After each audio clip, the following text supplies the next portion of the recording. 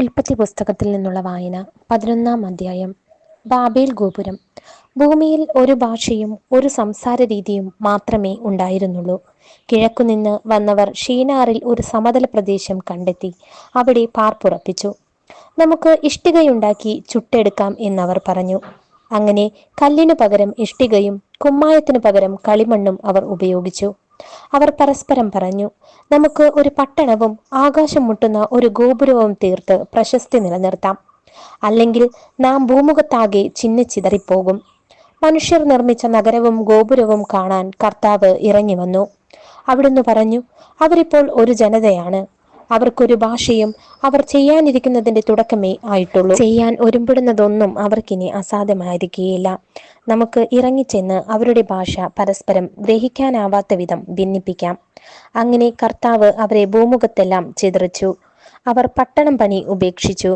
അതുകൊണ്ടാണ് ആ സ്ഥലത്തിന് ബാബേൽ എന്നു പേരുണ്ടായത്. അവിടെ വച്ചാണ് കർത്താവ് ഭൂമിയിലെ ഭാഷ ഭിന്നിപ്പിച്ചതും അവരെ നാടാകെ ചിതറിച്ചതും. ഷേം മുതൽ അബ്രാം വരെ. ഷേമിന്റെ വംശാവലി. ഷേമിന് 100 വയസ്സായപ്പോൾ അർപ്പക്ഷാദ് ജനിച്ചു. ജലപ്രളയം കഴിഞ്ഞ് 2-ാം വർഷമായിരുന്നു അത്. അർപ്പക്ഷാദിന്റെ ജനനത്തിനു ശേഷം ഷേം 500 വർഷം ജീവിച്ചു. അവന് വേറെയും പുത്രന്മാരും പുത്രിമാരും ഉണ്ടായി. 35 വയസ്സായപ്പോൾ അർപ്പക്ഷാദിന് ഷേലാഹ് ജനിച്ചു. ഷേലാഹിന്റെ ജനനത്തിനു ശേഷം അർപ്പക്ഷാദ് 403 വർഷം ജീവിച്ചു. അവന് വേറെയും പുത്രന്മാരും പുത്രിമാരും ഉണ്ടായി. 30 വയസ്സായപ്പോൾ ഷേലാഹിന് ഏബർ ജനിച്ചു. ഏബർ ജനിച്ചതിനു ശേഷം 403 വർഷം ഷേലാഹ് ജീവിച്ചു. അവന് വേറെയും പുത്രന്മാരും പുത്രിമാരും ഉണ്ടായി. 34 വയസ്സായപ്പോൾ ഏബറിന് പേലഗ് ജനിച്ചു. പേലഗിന്റെ ജനനത്തിനു ശേഷം ഏബർ 430 വർഷം ജീവിച്ചു. അവന് വേറെയും പുത്രന്മാരും പുത്രിമാരും ഉണ്ടായി. 30 വയസ്സായപ്പോൾ പേലഗിന് റെവു ജനിച്ചു. റെവുവിന്റെ ജനനത്തിനു ശേഷം പേലഗ് 209 വർഷം ജീവിച്ചു. അവന് വേറെയും പുത്രന്മാരും പുത്രിമാരും ഉണ്ടായി. 32 വയസ്സായപ്പോൾ റെവുവിന് സെരൂഗ് ജനിച്ചു. സെരൂഗിന്റെ ജനനത്തിനു ശേഷം റെവു 207 വർഷം ജീവിച്ചു. അവന് വേറെയും പുത്രന്മാരും പുത്രിമാരും ഉണ്ടായി.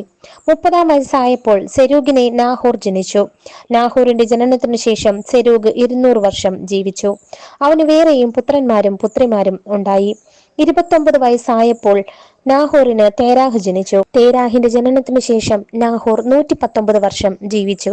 അവന് വേറെയും പുത്രന്മാരും പുത്രിമാരും ഉണ്ടായി. 70 വയസ്സെത്തിയതിനു ശേഷം തേരാഹിന് അബ്രാം, നാഹോർ, ഹാരാൻ എന്നീ പുത്രന്മാർ ജനിച്ചു. തേരാഹിന്റെ പിന്മുറക്കാർ ഇവരാണ്.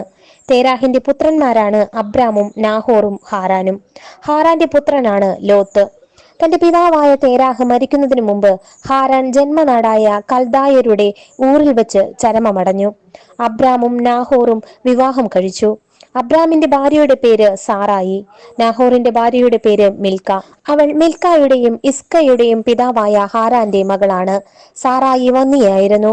അവൾക്ക് മക്കളുണ്ടായില്ല. തേരാഹ് കൽദായരുടെ ഊറിൽ നിന്ന് കാനാൻ ദേശത്തേക്ക് യാത്ര പുറപ്പെട്ടു. മകൻ അബ്രാമിനെയും പേരക്കിടാവും ഹാരാന്റെ മകനുമായ ലോത്തിനെയും അബ്രാമിന്റെ ഭാര്യയും തന്റെ മരുമകളുമായ സാറായിയെയും അവൻ കൂടെ കൊണ്ടുപോയി. അവർ ഹാരാനിലെത്തി അവിടെ വാസമുറപ്പിച്ചു. തേരാഹ് 205 വർഷം ജീവിച്ചിരുന്നു. അവൻ ഹാരാനിൽ വച്ച് മൃതിയടഞ്ഞു.